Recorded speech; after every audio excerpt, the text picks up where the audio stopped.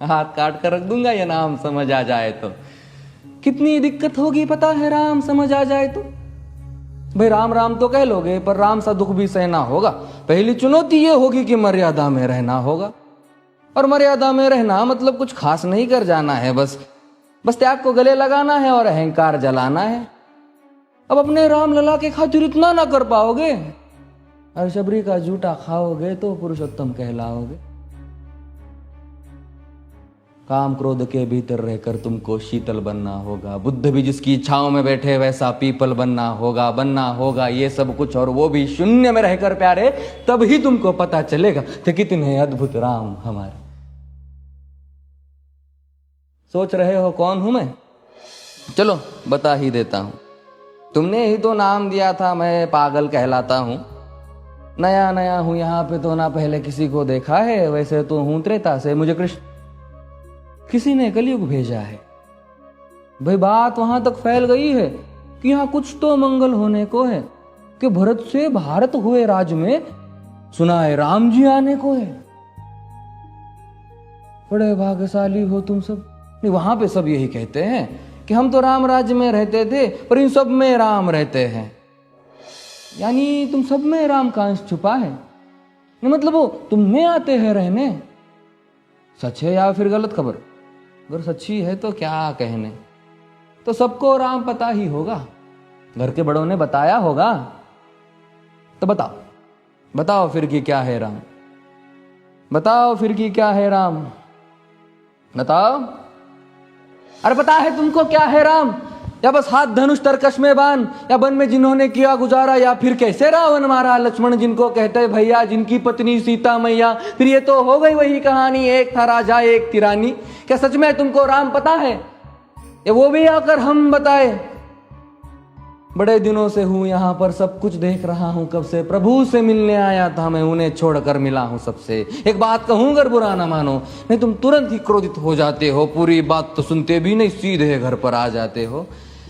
ये तुम लोगों के नाम जपो में पहले सा आराम नहीं।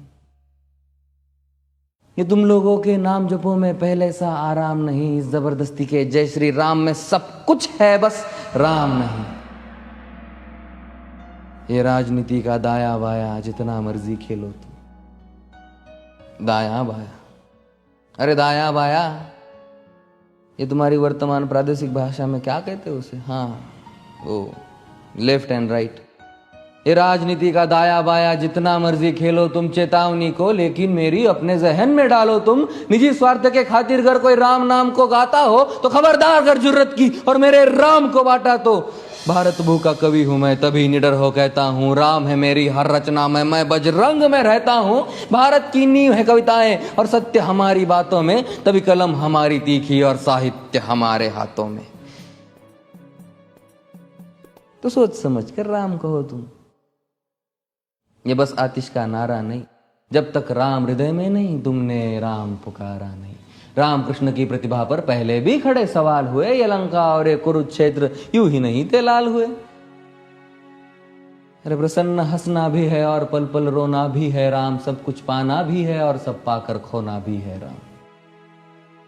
ब्रह्मा जी के कुल से होकर जो जंगल में सोए हो, जो अपनी जीत का हर्ष छोड़ रावण की मौत पे रोए हो। शिव जी जिनकी सेवा खातिर मारुत रूप में आ जाए। शेष नाग खुद लक्ष्मण बनकर जिनके रक्षक हो जाए।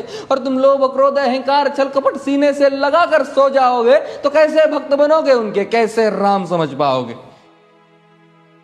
अघोर क्या है पता नहीं और शिव जी का वरदान चाहिए। ब्रह्मचर्य का इल्म नहीं, इन्हें भक्त स्वरूप हनुमान चाहिए।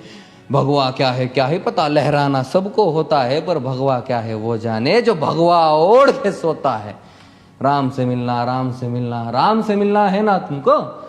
निश्चित मंदिर जाना होगा पर उससे पहले भीतर जा संग अपने राम को लाना होगा। जय सिया राम।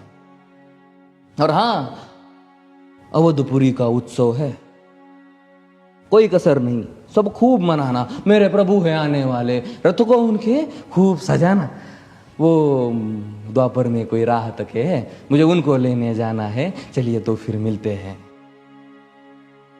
हमें भी अयोध्या आना है।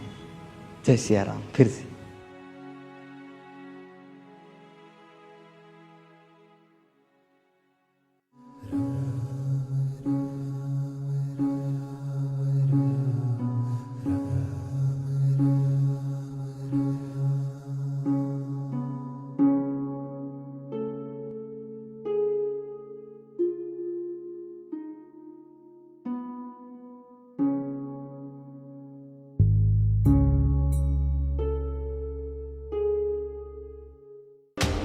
खबरों की दुनिया से लेकर संघर्षों की कहानी तक, क्षेत्रीय खबर और संस्कृति के संग बुंदेली माटी से बना एक अंग।